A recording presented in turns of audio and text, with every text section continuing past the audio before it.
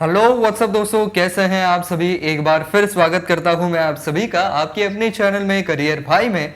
दोस्तों आज बात हो रही है कि मैक्सिको की अगर सिटीजनशिप चाहिए तो वो आप कैसे पा सकते हैं। तो इसके लिए क्या क्या शर्तें उन्होंने रखी है, कितने साल तक वहां पर रहना पड़ेगा और कौन से कंट्री के लोगों के लिए ये रेसिडेंटशिप पाना या सिटीजनशिप पाना बहुत ज़्यादा मुश्किल होता है, और साथ ही साथ यहाँ की परमानेंट रेसिडेंटशिप और सिटीजनशिप इसमें फ़र्क क्या होता है, इस सभी के बारे में हम बात करेंगे। लेकिन आगे बढ़ने से पहले हमेशा की तरह अगर आप इस चैनल पर नए हैं, अब तक सब्सक्राइब नहीं किया है और ऐसे ही इन्फॉर्मेटिव वीडियो देखना चाहते हैं तो दोस्तों चैनल को ज़रूर सब्सक्राइब कर दीजिए। चलिए शुरू करते हैं। तो दोस्तों सबसे पहले हम ये क्लियर कर लेते हैं कि वहाँ की परमानेंट रेसिडेंटशिप और सिटीजनशिप में फ़र्क क्या होता है। तो परमानेंट रेसिडेंटशिप कब मिल सकती है, कैसे मिल सकती है, ये अगर जानना है तो मैक्सिको के वर्क परमिट वाला वीडियो आप जरूर देख लीजिएगा। ऊपर मैं आई बटन में लिंक छोड़ दूंगा या नीचे डिस्क्रिप्शन में छोड़ दूंगा। उसके अंदर मैंने बताया है कि परमानेंट रेसिडेंटशिप कैसे पाई जा सकती है। तो परमानेंट रेसिडेंटशिप में होता यह है कि आप वहां पर कोई भी प्रॉपर्टी खुद की नहीं खरीद सकते हैं, ना ही आपके पास वहां का पासपोर्ट आप पा सकते हैं। दूसरी बात यह है कि आप वहां पर वोट नहीं कर सकते हैं। तो ये कुछ बातें हैं जो कि आपको परमानेंट रेसिडेंटशिप में नहीं मिलती है, लेकिन सिटीजनशिप में ज़रूर मिलती है। आपको मैक्सिकन पासपोर्ट का अधिकार मिलता है, आप वहाँ पर वोट कर सकते हैं, आप वहाँ पर खुद की प्रॉपर्टी भी खरीद सकते हैं।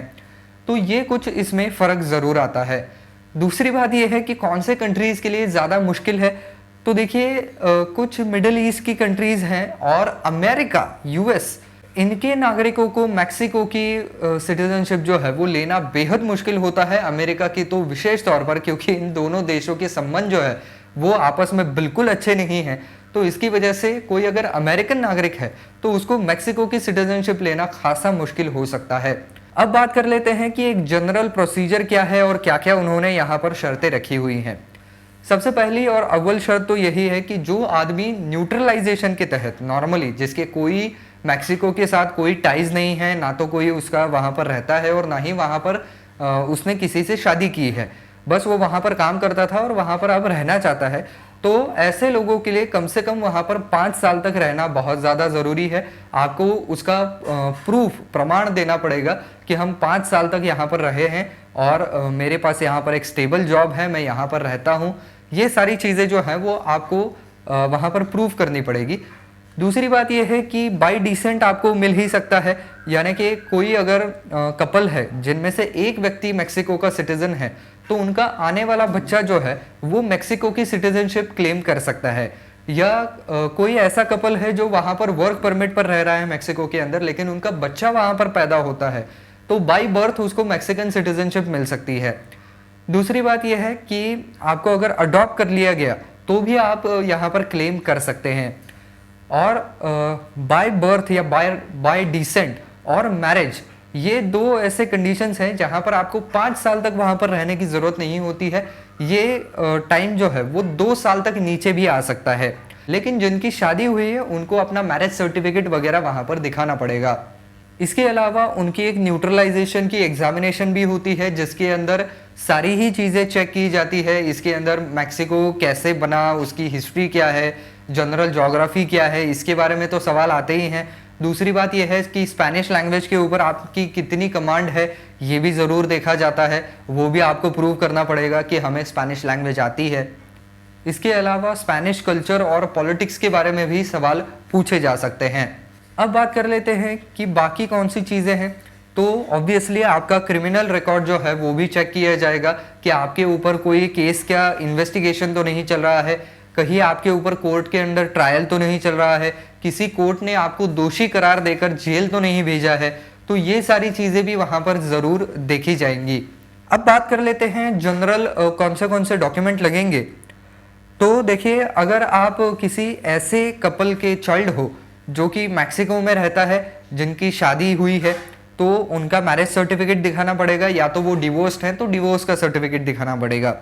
इसके अलावा अगर ऐसी केस है कि कपल में से कोई एक ही व्यक्ति मैक्सिकन है और उनका बच्चा मैक्सिको की सिटीजनशिप चाहता है, तो ये प्रूव करने के लिए कि आपका कोई एक पेरेंट मैक्सिको का सिटीजन है, इसके लिए आपको आपके पेरेंट की जो डॉक्यूमेंट्स हैं फिर वो कोई भी डॉक्यूमेंट हो सकते हैं, उनका न्यूट्रलाइजेशन सर्टिफिकेट हो सकता है या वोटर आईडी कार्ड हो सकता है, तो ऐसे डॉक्यूमेंट आपको वहाँ पर दिखाने पड़ेंगे।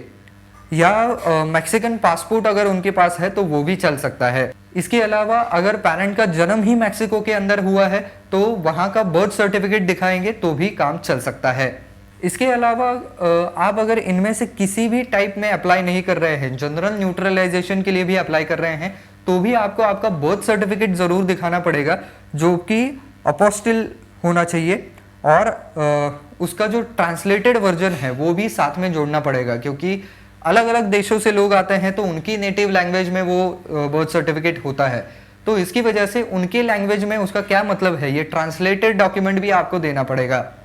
इसके अलावा आपका पासपोर्ट और साथ ही साथ आपके स्टेट आइडेंटिफिकेशन, यानी कि कौन से स्टेट से आप आते हैं, कौन से देश के हैं।